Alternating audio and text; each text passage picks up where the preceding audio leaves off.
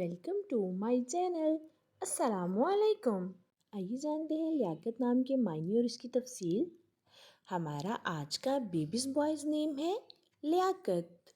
लियाकत के इंग्लिश में स्पेल्स है LIAQAT, लियाकत। ये एक इस्लामिक नेम है और लड़कों के लिए रखा जाता है ये नाम। इस नेम के मायने है अहलियत, काबिलियत, लियाकत। इस नेम की तफसील है लियाकत अहमद, लियाकत अली। इस तरह से हम ये नाम रख सकते हैं। आप भी अपने नाम का मायने जानने के लिए कमेंट्स में अपना नाम लिखें और मायने जानिए।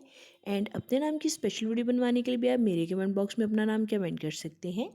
And please like the video, subscribe my channel and comment your name for meaning. मिलते हैं नेक्स्ट वीडियो में। अल्लाह हाफिज़।